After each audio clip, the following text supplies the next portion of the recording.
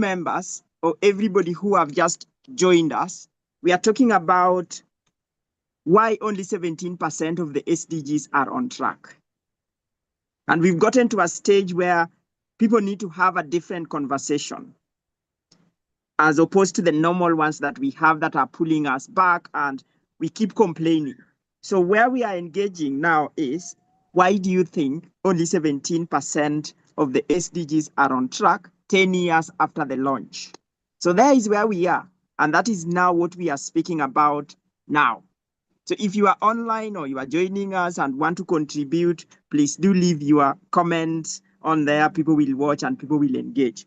So can we pick few more to just share two or three more to just share on why we have 17% of SDGs on track? Anyone? Anyone else who wants to give it a go?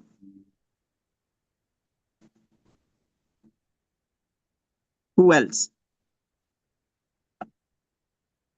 You could put a hand up, or you could just leave it on the chat. So with that then said, let me pull something back again. So that is, I think we have 5 reasons so far. If I miss yours, please do remember to put it on the chat. 1, lack of access to information, or the language in which the information is put is totally different and people don't understand that. Samuel, did you want to share? Because I see you are on camera. No. Yeah. I'm okay. I'm just listening. Okay. And then someone said the decisions are being made at the boardroom. For example, you realize the high-level United Nations agencies, bigger decisions are being made up there, and then people are being left behind. So the lack of local involvement and engagement. Then the misallocation of resources.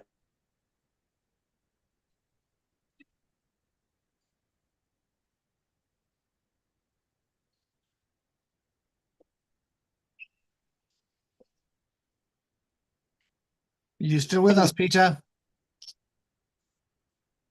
I hope you guys can still hear me if you guys are still there. So you can nod. Yeah. And we got more talkers than doers. And then I'm seeing some few things on the chat talking about lack of political goodwill, if you guys see what I mean.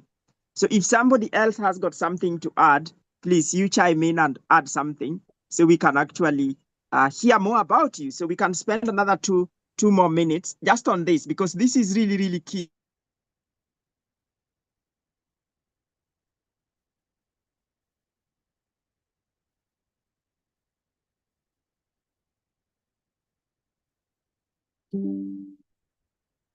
Okay, I think we might have just lost Peter.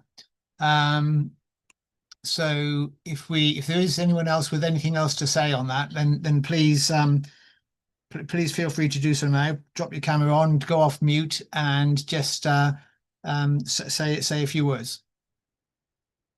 Hi Gareth, maybe just to put on what Peter was doing, keeping a briefing. Yeah.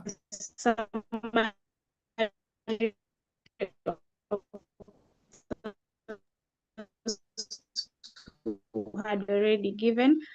I want to echo what you said.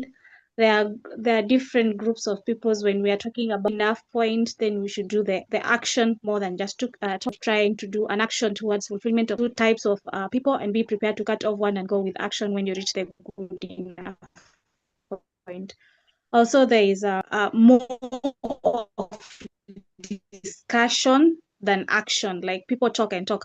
A good example is the elaboration that Peter gave earlier, where we had 2,400 meetings and 1,100 reports, but again the action is less compared to the output of all those that we were getting. So up to this juncture, I think we can give opportunity to 1 or 2 also to say something, while there are others who are still putting in the chat box.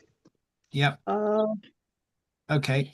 Peter, you're back, so I'll hand back to you. And, yeah, I could hear the other internet just went. So Yeah, good conversations on there. So well done. But with all this, keeping our eyes on the chat, which you guys are also contributing on there, these are the things that made us start to think around this conversation that probably very few are willing to have. And you can see not so many people want to embrace such tough conversations, but it is time we step up and just like talk about them.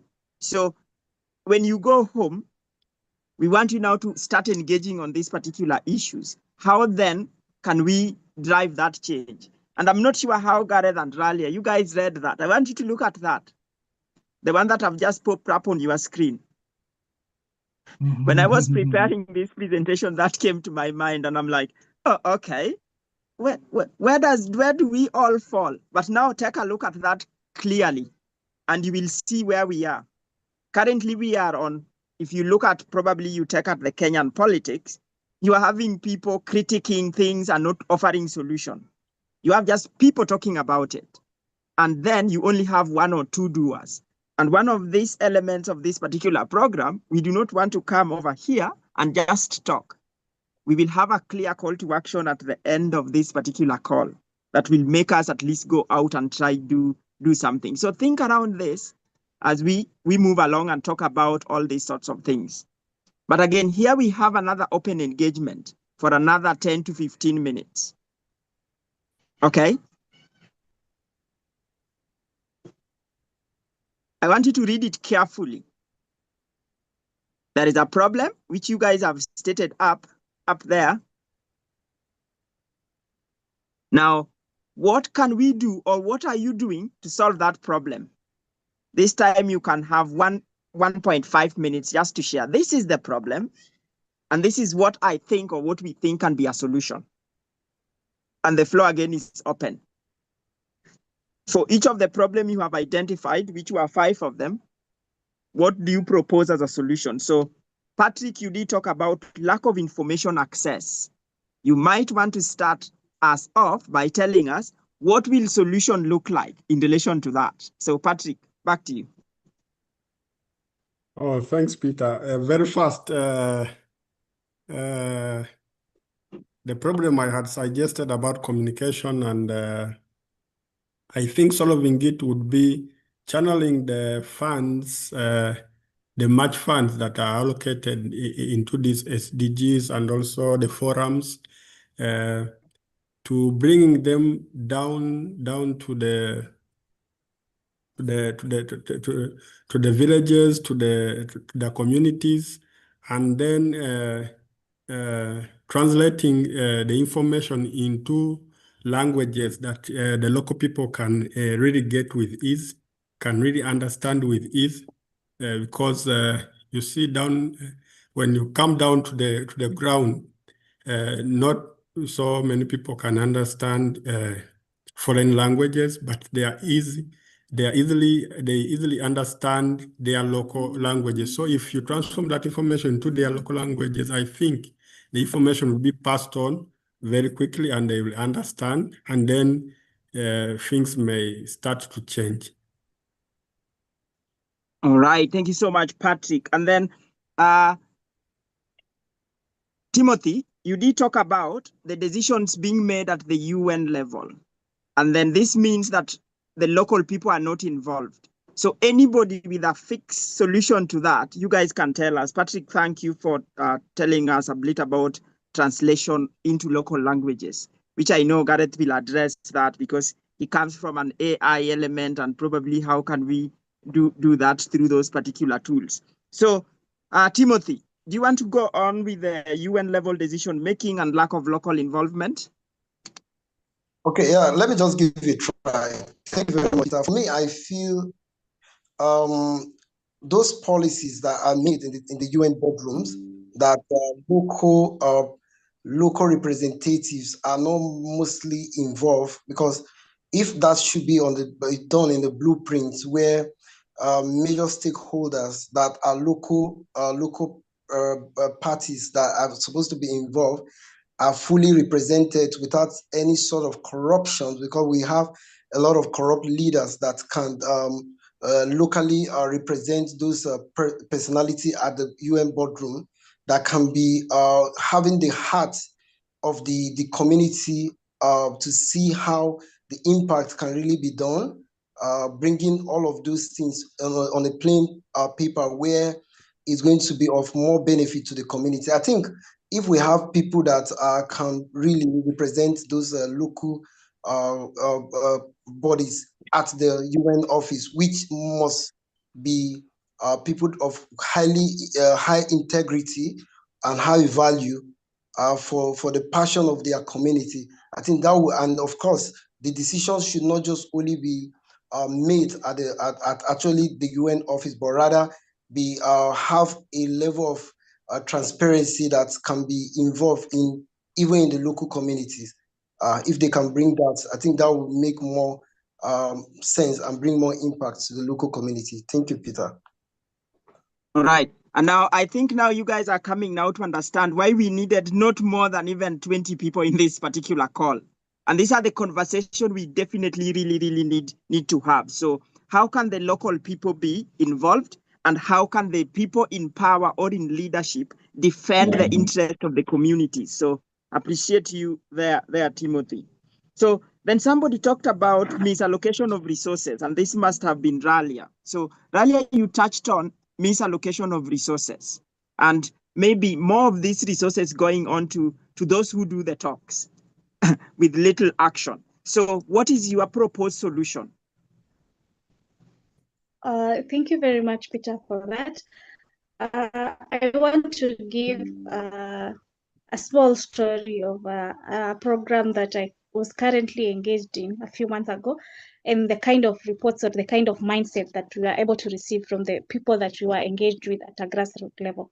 So at one particular time, I was doing a facilitation for a GBV ambassador training in Kenya, but we were joined by a few other individuals from all over Africa.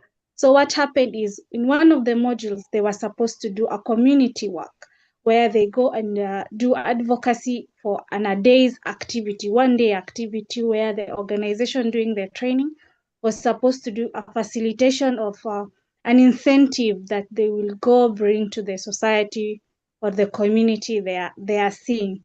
So now they were supposed to do preparation the way they were taught in class, like they're supposed to do planning and doing their planning, sharing their planning back to the organization.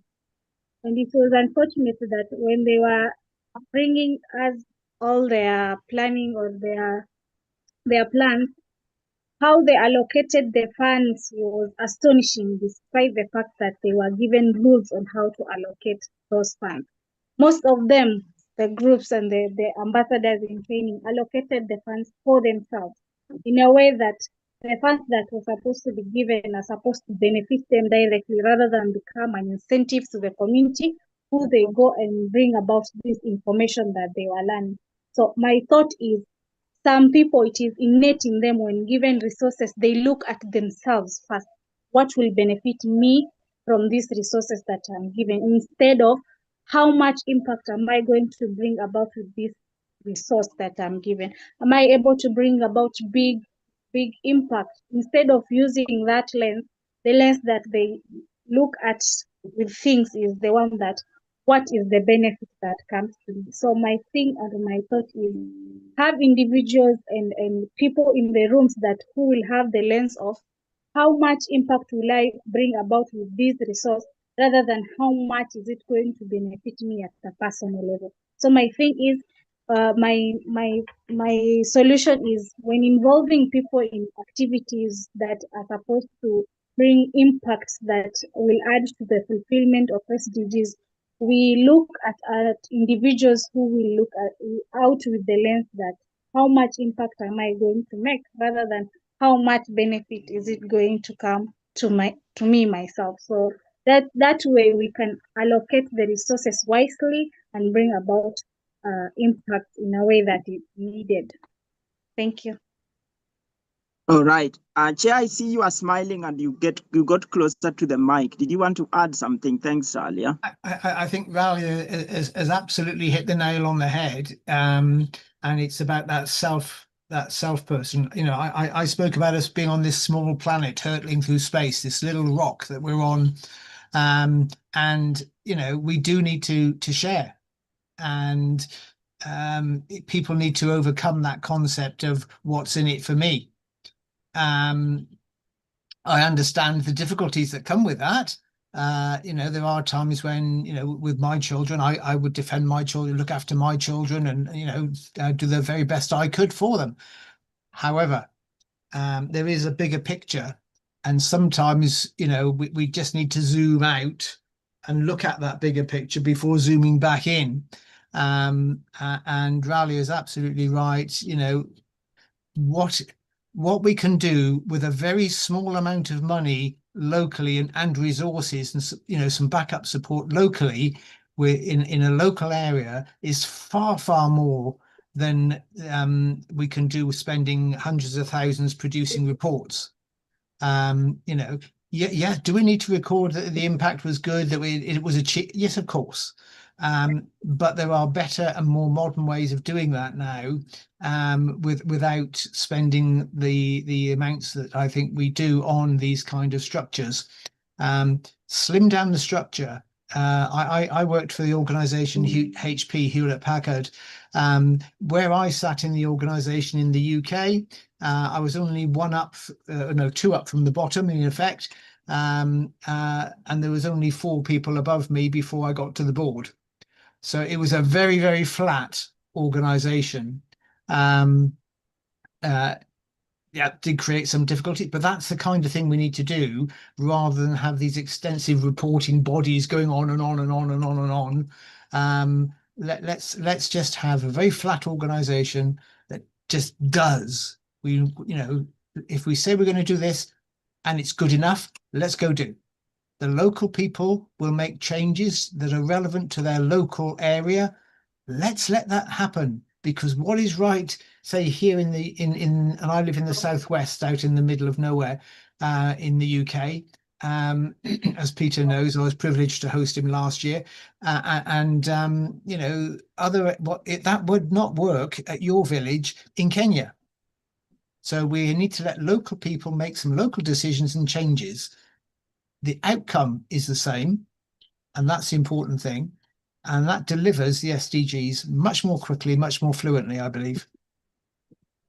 There we go. Thanks, Gareth, for sharing that. Let me come back on camera because I've been grasping some tea and coffee at the same time. So I'm just coming back, but good thoughts there. So let us get into, in the next 5 minutes, if you can conclude this too, this can be great. So youth involvement and then the local action as a major problem. So the youth are not involved, and then the local action is missing. So what is another solution to this? Probably, Gareth, you have touched on it, but what is the other solution? We are on point number 4. What is the solution to this? Youth involvement and lack of local action and involvement of local people. So chime in, give solution, and then we do the last one, and then we will get into the exciting piece of it for today. So who is jumping on? Teddy, you want to go for it? But Teddy, this time move closer to your mic so we can hear you, or shout. Okay, so thank you for this opportunity. First, I feel like when solving the poverty problem. Teddy, I can't hear you. Do you want to move closer to your mic, like deeply close to it? Yeah. Now go for it. Yeah. Can you hear me? Yes. So, okay, solving this problem for poverty, I feel, what if we came up with competitions where these youth who have different mindsets, problem solutions, they just chip in, and when there's these competitions, like once they're winners, we just put them in those organizations, because these youths nowadays have potential. So I feel annual competitions where the youths chip in, come up with poverty solving solutions could be. Okay, we might be coming back to Teddy and finding more a little bit. What will these competitions look like? I do love competitions myself, and you put me in competition, then you will realize life can be really, really fun when you got me in competitions. But there we go, Teddy. Thanks. Now let us get into this last one. Gareth, you're the one who brought this one up. We got so many talkers. In fact, I'm one of them now here. If you can go and meet me out there and I do what I'm doing here, just run away, run. But if I do both, I have no problem. If you can talk and go do, Gareth will be pleased. And at the end of the day, people need to talk before they do things, because that is communication. The problem is when they talk and then run away from the actions. What will our solutions look like when it comes to getting the doers? Gareth, because you gave us the point, you are free to start us with the solution. And I see Patrick is also on camera. But before you, let me save you. Patrick, go for it. We got so many talkers, very few doers. How can we solve that?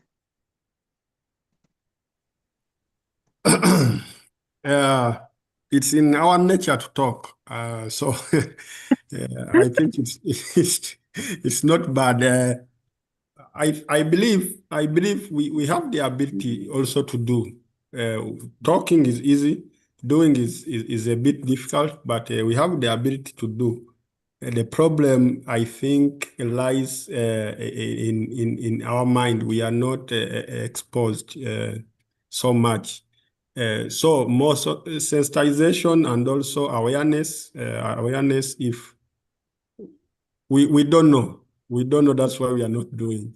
But if we are told, we are enlightened and told this can turn to this, we have the energy. We can do, I believe. It's just that we don't know. Patrick, I like when you bring that aspect. We do not know. But how many people will always turn around, Gareth, and tell you that they don't know? People want to run away as they know everything and they are messing things around, switching the bulbs off. You ask them to switch the bedroom bulb and they turn the sitting room one on, and then they're like, did you make the same mistake up there? Oh, it's not me. Patrick, I like that genuine part, because like you are just being honest. People don't know, and they are not saying that we do not know. So helping them becomes a huge problem. Like now here at Global Youth Forum, we are saying there is a problem. There is a huge problem. Go around and tell people that there is a problem. They will tell you, go out, leave. If you are seeing the problem, you leave. Gareth, chime in before we get into this excitement, next segment. Yeah, for me, it just comes back to the good enough, Peter. You know, we strive to be perfect in the solutions, and I think that's stretching both the talkers and frustrates the doers. The doers are often very aware that things can be easily achieved, or this could be done, and why are we still talking about it? You know, that they can see the solution, they want to do it, and go do it. It's about everyone recognizing the good enough position. For me, I used to work an awful lot with one of the software teams in HP that developed the HP secure software for governments. And I would regularly refer to them as the over-engineering team, because give them time and they would over-engineer anything beyond what the customer needed. But, you know, I said, no, here is good enough. This is what the customer will need. To try and pull it away from them and get it released was such a hard job, but the customer was more than happy. They were delighted. It did more than they wanted. You know, it was good enough. So just using that kind of thinking at all kinds of levels, you know, do we need to actually define the specification of the pens that are needed to write the reports on. No, we don't. You know, so long as someone's got some ink and something that can mark the paper, that's fine, or can type into a computer or a phone or whatever, one way or another, that's fine. That's good enough. Let's not get caught up in all the other stuff. Let's get on with what needs doing. Gareth, you sound like it is so easy. How we decide which pen to mark the book with or to sign a paper with. Let me bring Seraph into this conversation. Seraph, what will your thoughts be like in terms of that solution? How do we turn actually that talk is good, but how then do we turn that into real impact? So Seraph, go for it. Gareth, thank you. Yes, I think as you all said, talking is good. But I think a problem with this would be if we take the world like at this moment, there are a lot of conferences and meetings, like programs like this one that we are having, but the projects are not coming. So if we have a conference like this and we are done talking from here, what is next? What are we going to do next? What is the project that we are going to work in? So we can talk, but if the project or the hands-on experiences are not coming, how are we going to do that work? So I think that aside from the conferences, let's move to the projects. Aside from the policies, let's move to the commitment so that we can actually put in our hands and work about something. We can come here and talk about I'll use my country for example. There is lack of water in or inadequate water in some areas. So yes, we've said it. There are a lot of lack of waters and inadequate water in countries or in the areas in Ghana. But how are we going to solve that problem? We talked about it, but how are we going to do that action? So the action will be like the project, which will be like building boreholes or building more pipe bombs that we can do. Action. Those are the actions. So instead of coming to online platform, instead of going to big conferences and talking about the problem we have, we should also talk about the solution. So most of the time, what you will notice is that we talk about the problems a lot, but people don't bring the solution. If the solutions are there, then we can actually put an action into whatever we are going to do. So yeah, that is my my take on this. I think what a way to transition into the next level. Makes me so excited. Thank you, Seraph, for sharing that. So the next phase is, I know I got people in this house that have solutions. Patrick, you happen to be one of them. So you will have like three minutes. Ralia, you got a project as well. Fana, I know you are working on something. Lydia and Millicent, I see Coach Biko. So I see people in this house that have projects. So we want to spend the next 10 to 15 minutes hearing what SMPI is doing. Patrick, this time you'll have 3 minutes. You just tell us, okay? And then Ralia and Timothy, I know you are also working on something because Seraph brought that topic. We did not create the topic, but Seraph brought the topic. So we have to make Seraph go home smiling, knowing that we did not just talk about issues, we came with something. So Patrick, could we start with you? And our timing will start now. So if you can do like high level presentation of what you are doing to address the issue on your SDG, I know this team will be so pleased. And then Raleigh and Timothy will come to you, and then we will see Coach Biko, who is also there. So Patrick, go for it. Thank you. SMPI stands for Sweden Mtomo Projects International. We have so many projects within, and sports being one of them. I come in for sports.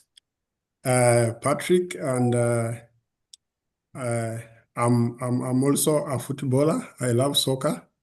I'm an active footballer, and also I manage the kids.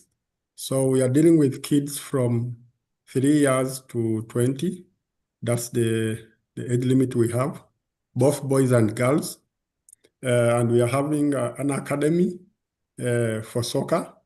We are doing trainings, engaging kids in trainings for under 7, under 9, under 11, under 13, under 15, and under 20.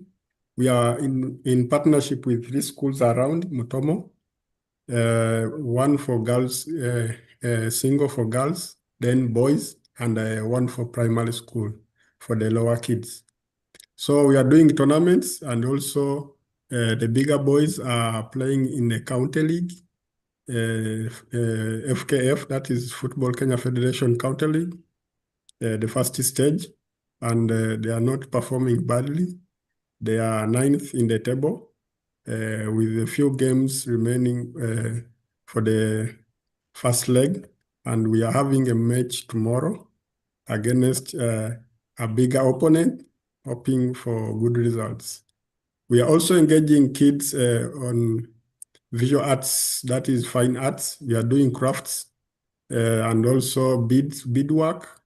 We are doing also skits. We are doing music, drama, and dance classes for the kids.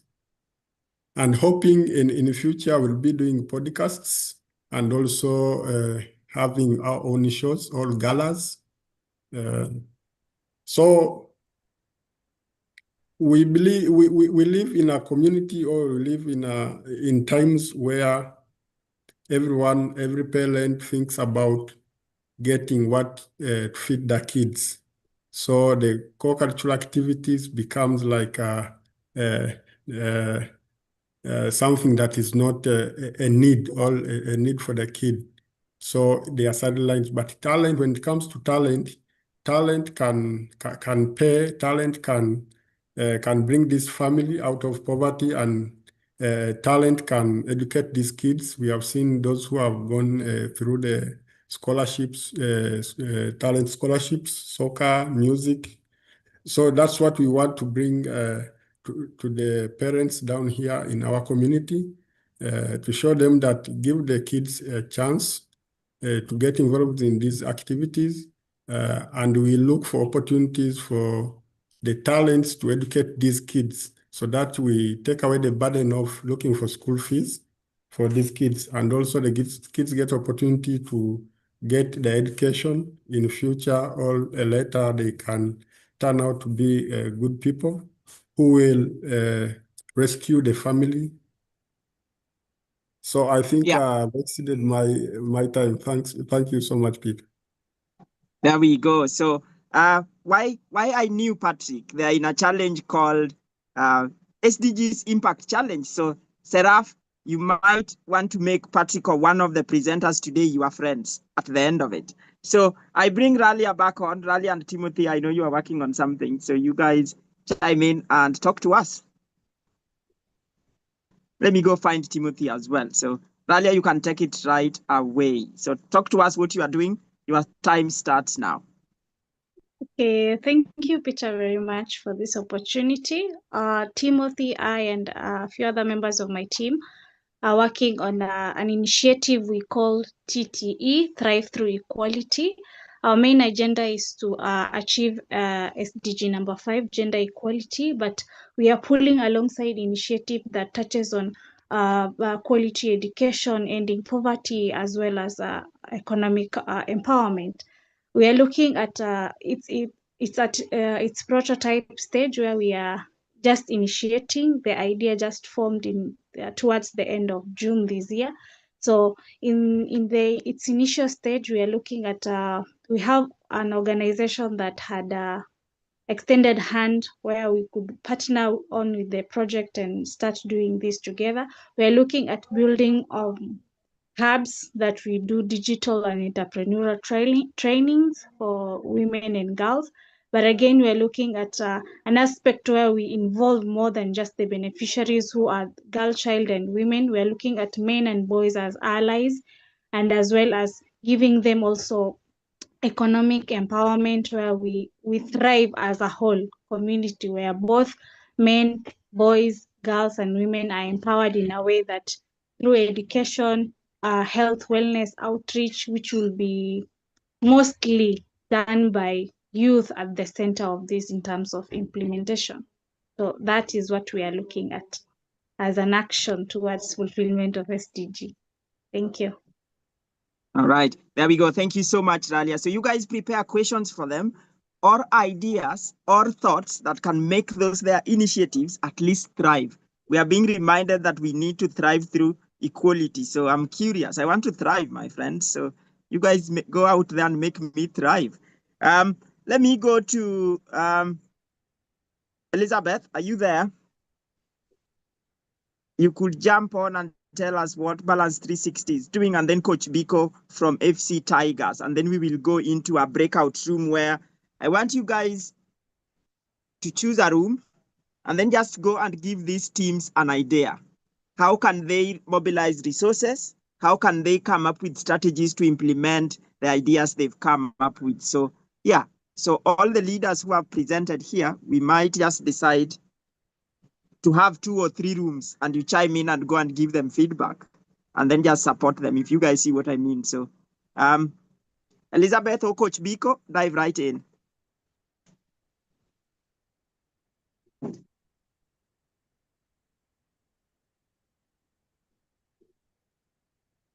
Or I would say, who else has got a project? Coach Biko, yeah. Coach Biko, go for it. Yes, thank you so much. I'm Steve Biko, the team leader for FC Tigers. FC Tigers is a rural team engaged in sports for development. I know we'll have to change the SDG or the sports for development to sports for SDGs. Mainly what we've been doing is we have partnered with the local businesses, that is the mechanics, the salons, just the local businesses offering technical courses or trainings or services.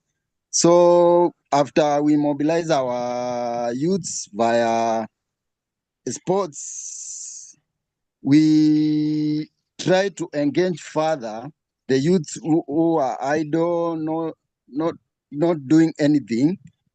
We try to interact and coordinate with the local businesses for further youth skilling, for them to get the skills. For we know whenever a youth has got a skill, it's one way of getting out of poverty or eradicating poverty. So we connect them with those local businesses. They get trained, and after that, we source funds for them to get a startup kit. May it be a toolbox or the salon machines or any other application. And that's it, how we've been doing. Carried on the practical way, we want to do an initiative on solid waste management that will enable the youth out of school. Most of the productive hours, they are just idle doing nothing. So we want to engage them with the morning hours, most of the productive hours, with something they can do and earn. And out of that, we also train them on how we can, on solid management ways, and in a way, render services and also do some income generation. That's it. Thank you. All right. Thank you so much, Coachare. So, Gareth, we call people here, those who are coaches, we call them Coachare. So that is Coach Biko. So thank you. I'm coming back. Teddy, and I'm just wondering, ladies, are we leaving you guys behind or what's happening? Are we leaving ladies behind or ladies are leaving themselves behind? What is going on? Seraph, what's going on? You want to chime in? Okay,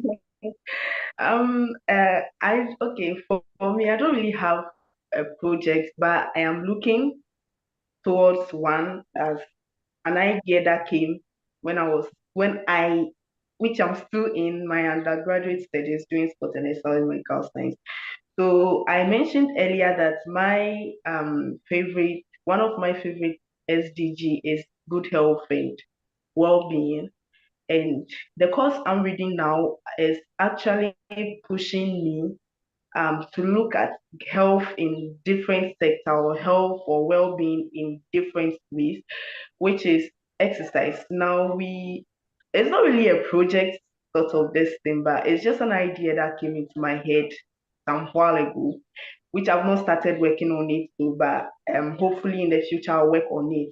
So I intend to promote exercise as medicine to the community. Now, if we take our current situation now, there are a lot of chronic diseases that are rising currently. And most of those chronic diseases like hypertension and obesity and all those diabetes and all those things can actually be managed, prevented, or even cured by exercise or physical activity. So my plan is to work towards advocating exercise so that those that are not able to go to hospitals or big hospitals and get the necessary treatments that they need will be able to use daily physical activities or exercises which they can afford. It's just movement of your body or planned movement of your body to achieve that well-being or that healthy status. So yeah, that is my goal. And with that goal, I actually started something small, which is, we all know media, internet is actually leading far recent now. And so that is why I make use of the media, which is YouTube. I am moving towards LinkedIn and other social media platforms to advocate for the well-being of the community or of the world by using exercise or through exercise. So yes, but I've heard a lot from the people that talked earlier, and I think I know I love their ideas and then their project, and I hope I can share more ideas to them or give them more insight so that they can move further in whatever they are doing. So yeah, thank you. There we go. Now all the ladies are represented. So well done. I'm proud of you guys. So we have like a balanced house. So now we get to this stage now where what we want to do this thing. I want you to go into a breakout rooms for say 10 to 15 minutes. Okay. You will go into the breakout room for 10 to 15 minutes. In those rooms, we have 5 topics: employment, education, entrepreneurship, civic engagement, sports and leisure. Okay. So I want you to identify an organization dealing with employment.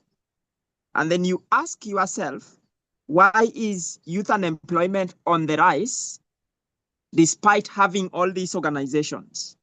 What can they do differently to help eradicate youth unemployment? So when you come back from that room, all you have to tell us, all the organizations working under youth unemployment, this is what we feel they need to do that they are not doing that will help end youth unemployment in Africa. And then you look at education as well. Why are we having education that is not fit for the 21st century? What can be done differently to meet the 21st century needs? For the entrepreneurship, the organization working under the entrepreneurship, why are people not creating their jobs like Seraph? An example. Why is Seraph not creating her job? And why is Patrick not creating her job? Why is Timothy not creating her own? Why is Sam not creating his own job? What can these organizations actually do to get people to create those jobs? In Kenya, it is interesting. Now we are talking about some certain term, which is very, very exciting. Organizations are working on civic engagement. What can they do differently to engage people differently on the civic spaces?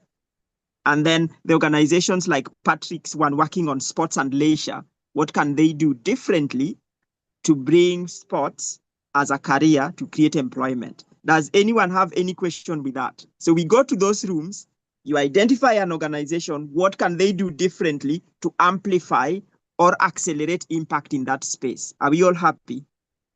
Or ask a question before we send you to the room. It might be 10 to 15 minutes. So let's say 10 minutes. So you just talk around it. And when you come, you will have 1 minute to share with us your thoughts. Are we all happy with that? Okay, that means we are all happy. So we'll send you to breakout rooms now. Somebody can just take lead and you will have a reporter for those particular rooms. So you just choose where you want to go. It is random. You just choose where you guys want to go. And I'm sure you guys might have seen a screen pop up.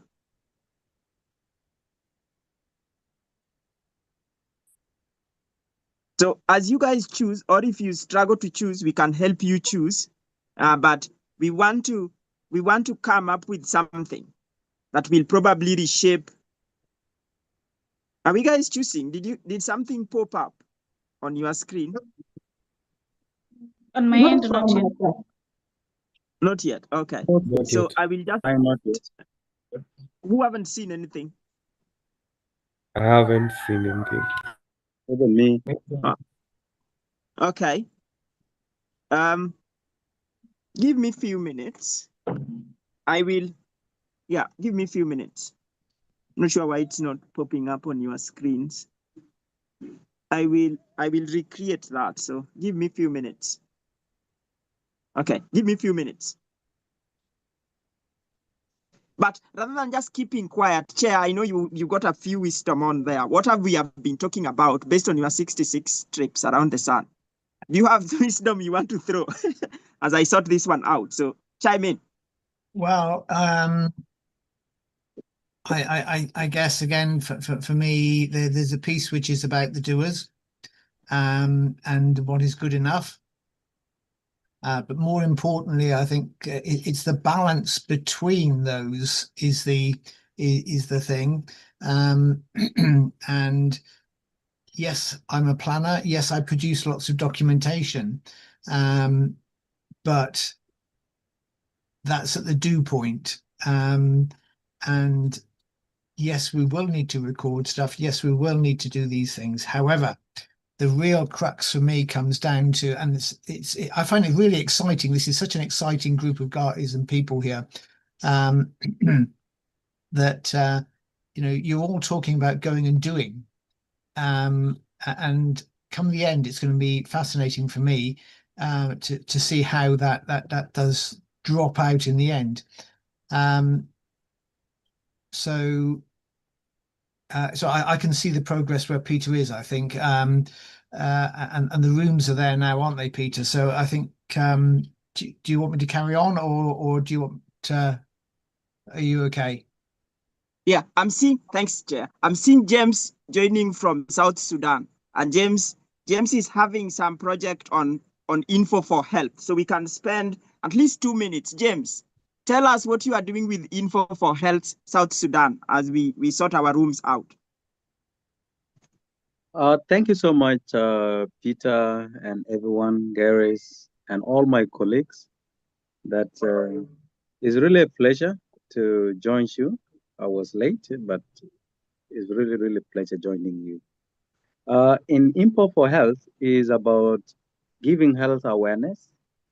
Based on the data that we are having, a lot of communicable diseases, including non-communicable disease, are really attacking individuals based on lack of information.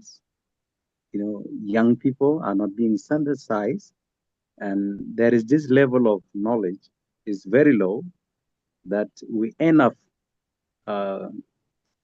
getting young people contracting this disease. So we came up with an initiative, which is Info for Health. We will be educating the publics about good health, about the rise of the disease that are within the country, maybe also globally. So they need to know the deadly disease that is really, really on trend, that is killing people. So we also want to change the narrative of the way that we can not only getting news on war and everything, so we can also bring news on health, like health should dominate the public conversation. So this is a concept here. We want to, everyone need to discuss about their health. It's not always about we getting problem, there is a war here. So people need to know all this risk that is really ahead of us. So we'll be using podcasts. We'll also be using news bulletin where we'll be spreading awareness about the disease. Yeah, thank you. And lastly, we will also be publishing articles, research related to health within South Sudan and across. Thank you so much.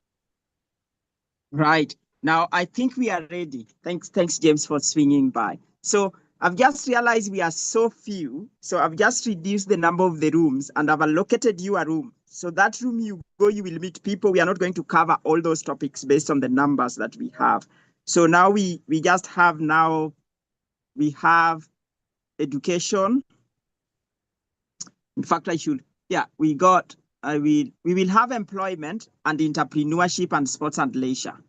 I hope we are good with that. So that is where we will all go. I want to take some few out so we have more time with those ones. So we will only have employment. What can we do to enhance employment for the young people? And then what can organizations dealing with entrepreneurs or entrepreneurship do to ensure more jobs are created? And then sports and leisure, what can be done around sports that can help more people get into sports and get more people into employment? So how you discuss that is all up to you. But when you come back, all we are interested to listen to is what can be done differently to ensure that impact along those sectors are enhanced. So off we go. So you guys go have fun, and then I see you shortly.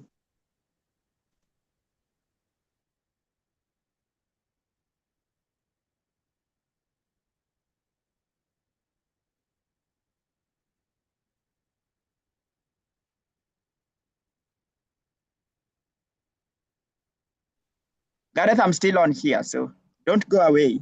I'm not going. You okay? Hang on.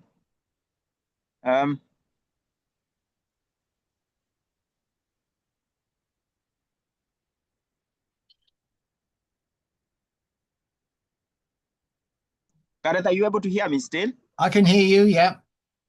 Yeah, I'm just setting this other one up, so then we should be good. Let me leave the other room. It did send me to a breakout room, so I will come back shortly. But I want to hold you in this space where we need to talk about anything around this aspect of the non-profit sector.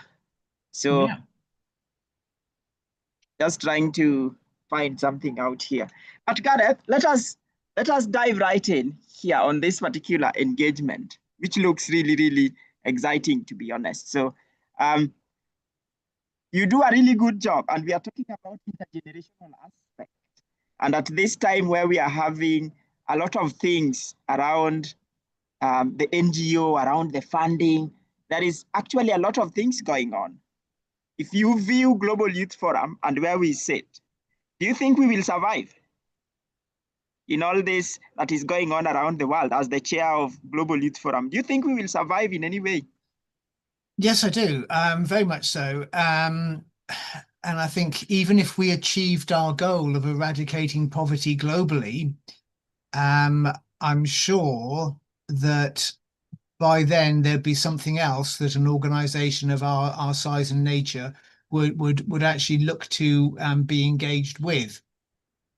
So we may evolve and change, but Global Youth Forum, I think, a voice for the youth and young people is always going to be there. It is always going to be required. and something that actually helps young people take that next step with confidence.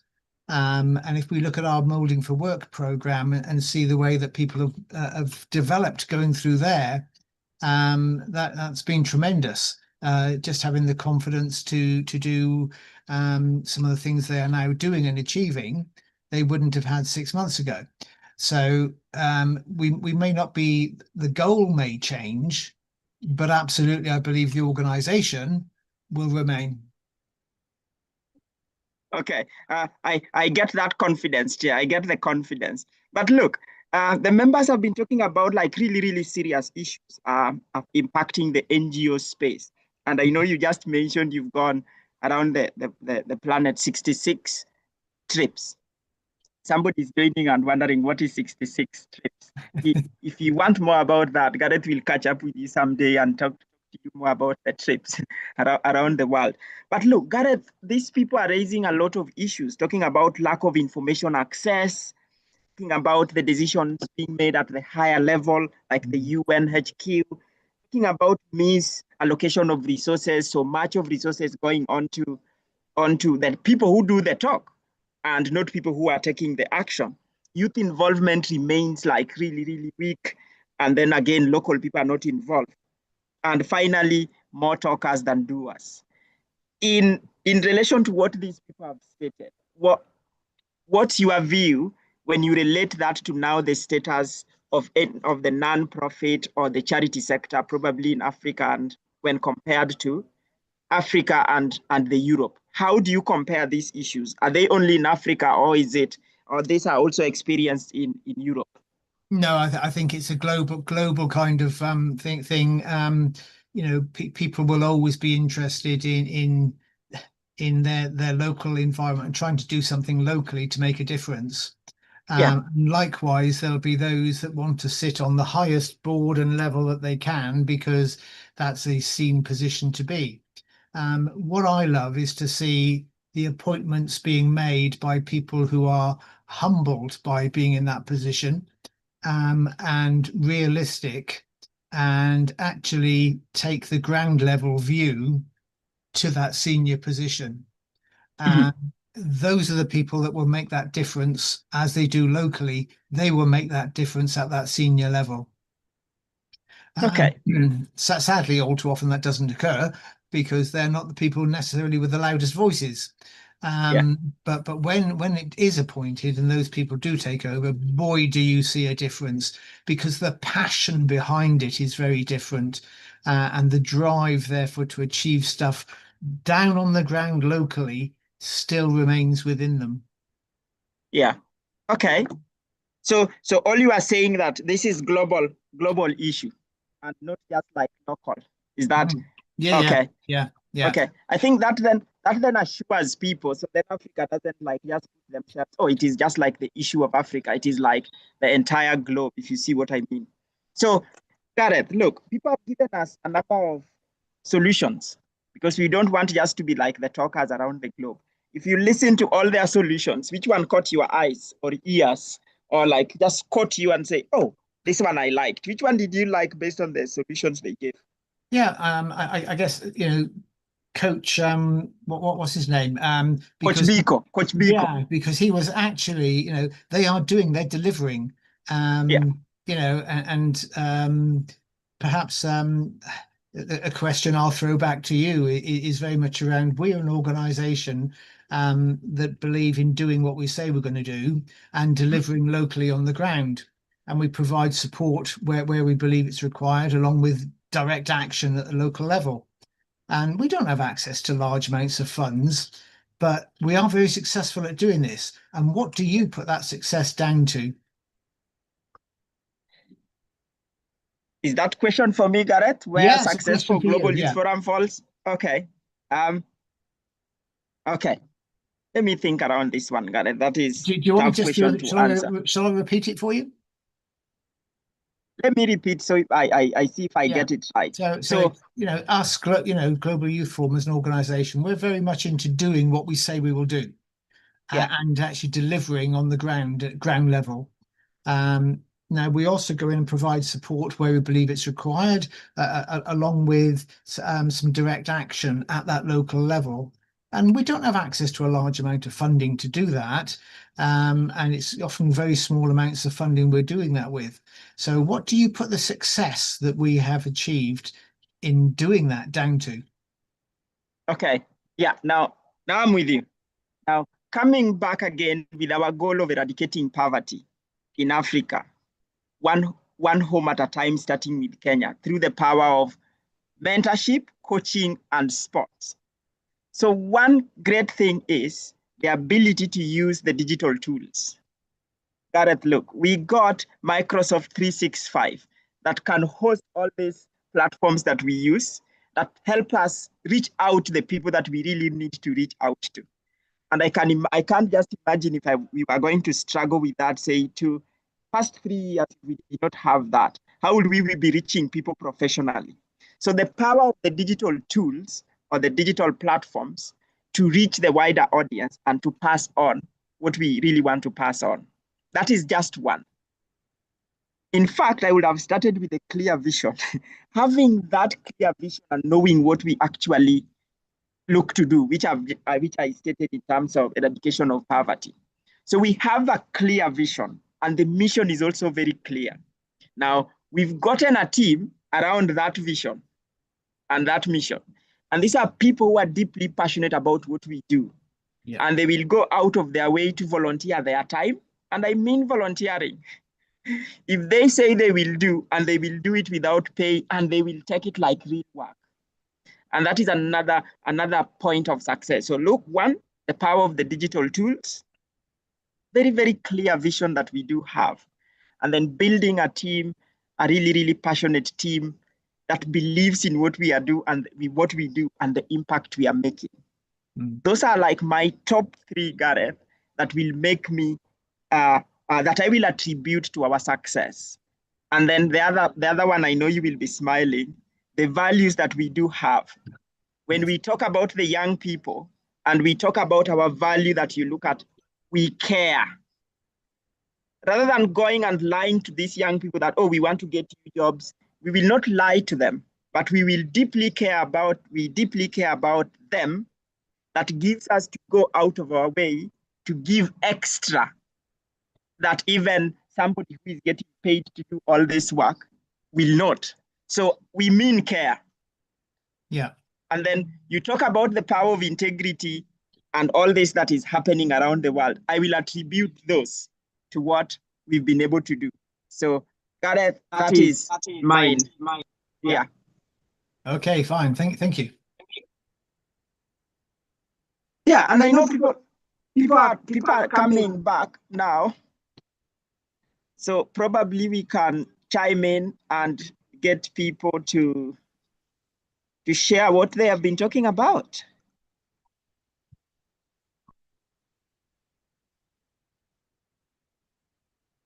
So guys, welcome back.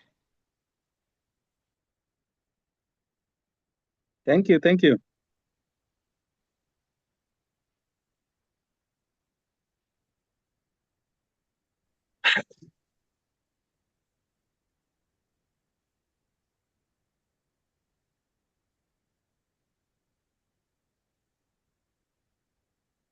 Wait, are you guys still able to hear me there? Yeah, yes. We can hear now. Yeah. You can hear me, right? Yes. Yeah. Okay. So welcome back. And I was just curious, before you go, we dived into another conversation that time even cut us short, and we are not happy. So we will be coming back to that in a short while, but we got 10 more minutes to spare as we use. So let us use 3 minutes to discuss what you guys talked about in the breakout room. So let us hear room 1. What did you guys talk about as solutions to your problems, or like how to make that sector really, really solid? Let us start with room 1. Room 1, we get James, Fana, and Timothy under employment. What can be done to improve employment for the young people by organizations leading the employment? Who wants to give it a go?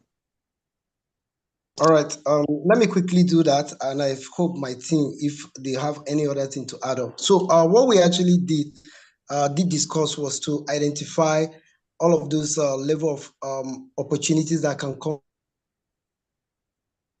international bodies, the federal, that's the state, the federal, and of course the local employers in each of those states or countries. And we actually look at as well as private organizations too that have some limitations to encouraging the youth to actually have opportunity that has to do with employment. So what we did was to ensure that we identify roles that those employers can give opportunity through volunteerism for those youth or graduates to. We talked about internship, how they'll be able to give them rooms to become an intern to gain level of experience over time, because most of the roles that they keep advertising are of higher level of experience, 4 or 5 years. A fresh graduate don't really have that kind of opportunity to gain those experience, but through volunteerism, through internship, and of course, we look at another level of how those graduates can really get a hands-on experience through vocational skills that they can learn a hands-on experience. Another level of where we talked about that those digital skills, that those empowerment skills that that has to do with the 21st century skills that those youths can really gain over time, so that they can be translated to what they can really deliver in those jobs that those bodies are actually requesting for. Then we look at some specialized courses that just like one of my team actually mentioned about things that relates to medicine. And of course, you can't just have to do medicine theoretically. You must have the hands-on experience so that you can really diagnose, and of course look at the body anatomy of a particular person and be able to really diagnose and say what it is, because those are practical experience that you must really have to really give out in terms of if you are looking for opportunity. So I think I will just stop here. If any of the members can really add before you jump, Peter, take over. Thank you. All right, thank you so much, Timothy. Talking about volunteerism, internship, vocational training, digital and hands-on skills. Well done. Let me go to entrepreneurship. Lydia, Masego, and Seraph. Chime in. You got 1 more minute. What will you do differently on there?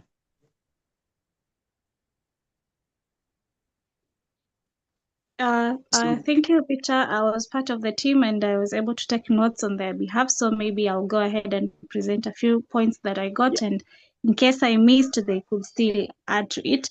Number one is we identified a gap within. We started by identifying gaps that exist within the organization that brings about entrepreneurial opportunities to the youth. The first one is awareness. A good example given is while growing up or in schools or in institutions, there is this career day, career fair and everything. But most of the time, what is forgotten as a career in itself is the entrepreneurial aspect. If only it is brought as part of just any other career and people are informed, youth get to know that entrepreneurship is also a career like any other, it will encourage even them to even venture. So that was one. Another one is Lydia gave an example of a project she worked on that benefited girl child, after which, after the empowerment and everything, they are supposed to go into entrepreneurship where they can benefit themselves and get economically empowered. But then the report they got back is that 50% of the beneficiaries are the only ones who are able to kick off the entrepreneurship that they received in terms of training.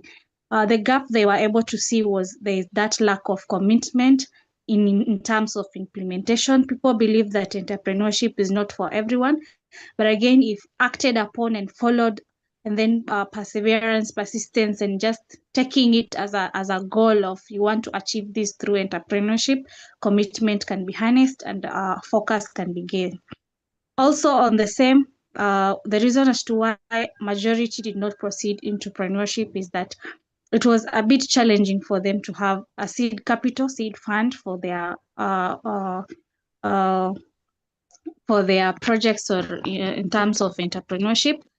What we said is, apart from just giving skills and everything, if it is the organizations or the bodies that gives those skills, take it upon themselves to give a kickstart for those individuals to start up their own, it will be very nice. Another gap is was in structure, in the terms that after being given skills, there's that lack of connecting the digital world in terms of entrepreneurship with the normal everyday entrepreneurship, especially the olden days where somebody can just wake up, build a structure, says he or she wants to give this service or this product. Today, we leverage the power of digital marketing and everything.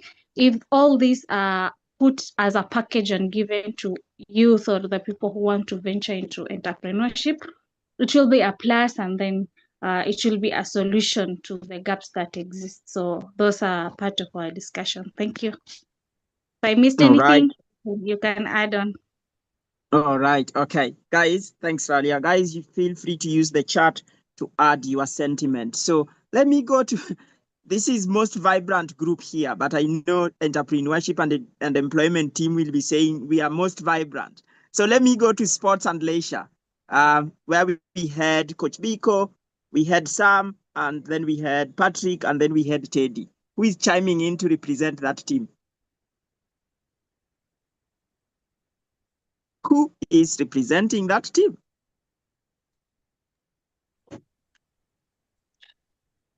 Okay, Yes, let me step in. Yeah.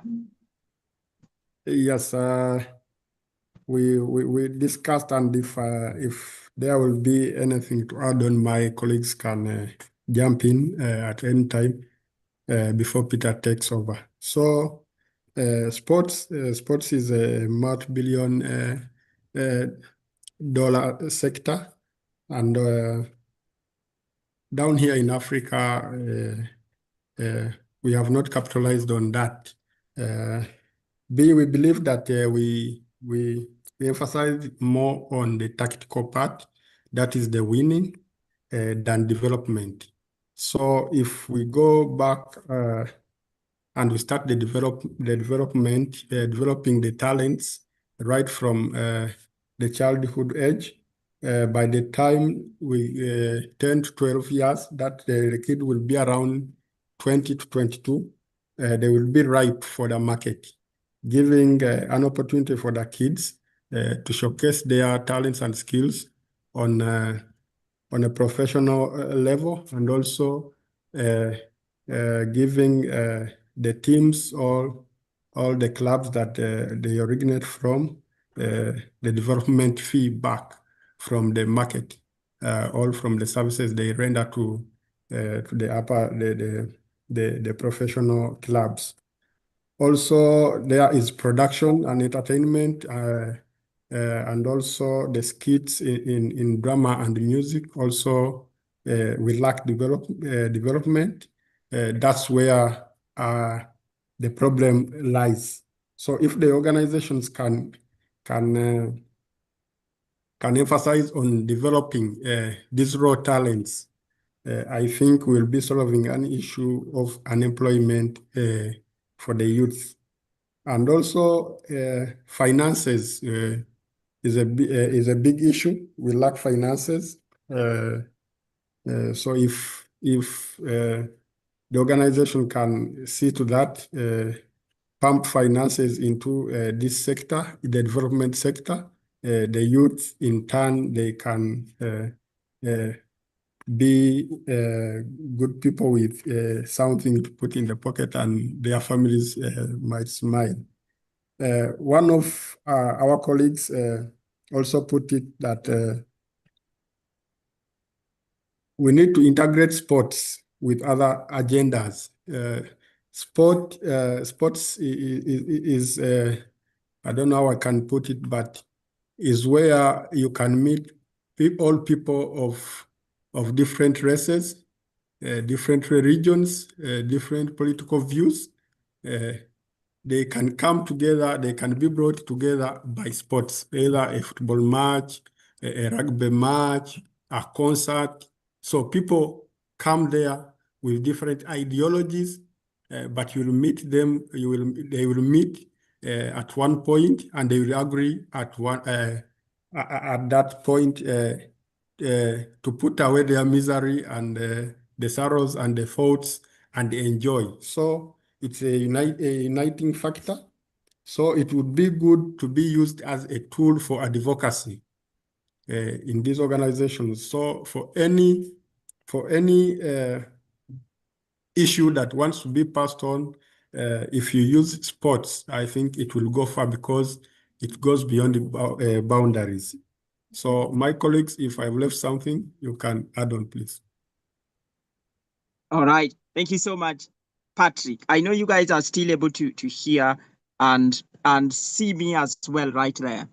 But look, you guys have done a lot of stuff. And I think we need a whole day conference. And this was a taster, meaning that there is a good demand for SDGs Impact Forum, which we, Gareth, we need to have a look at that, if you see what I mean.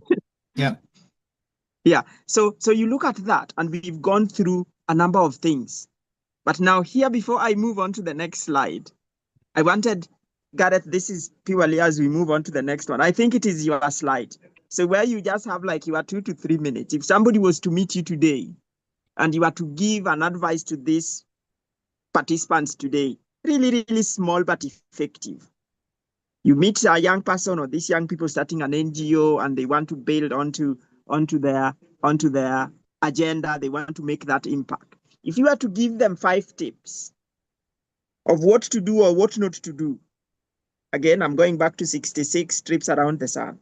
What will those 5 tips look like? Don't be afraid to do. Keep your goals very visible. Keep your values close to you, but well publicized, and stick to them.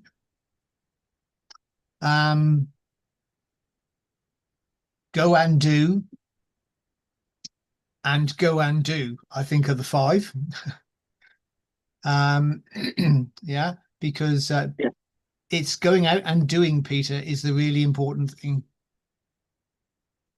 You will find your niche quickly, but have confidence in yourself and your ability.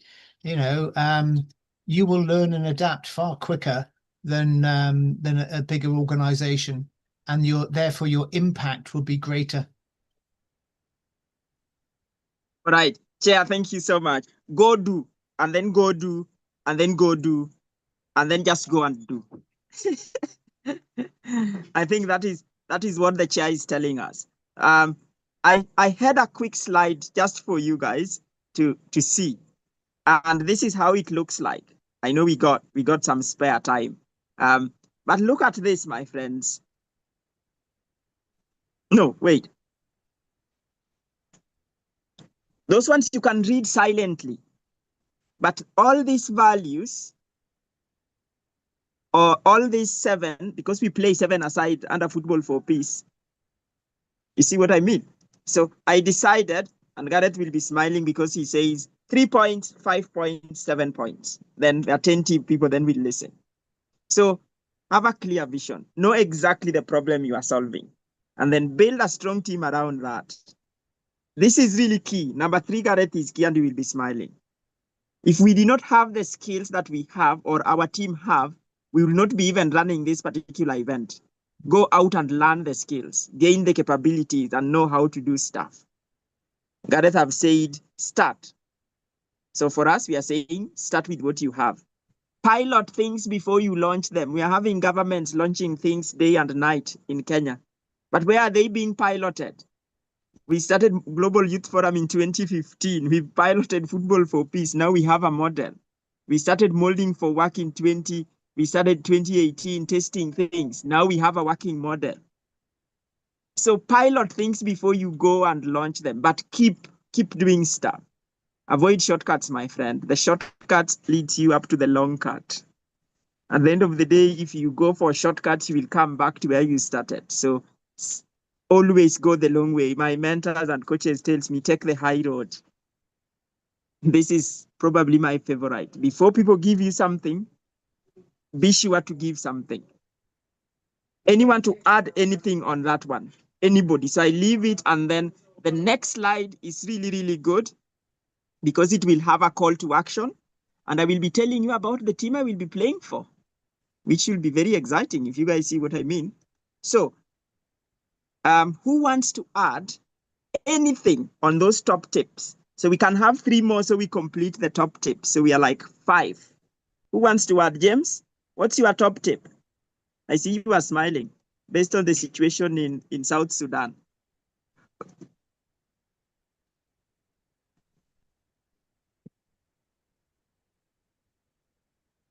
Unmute James if you like.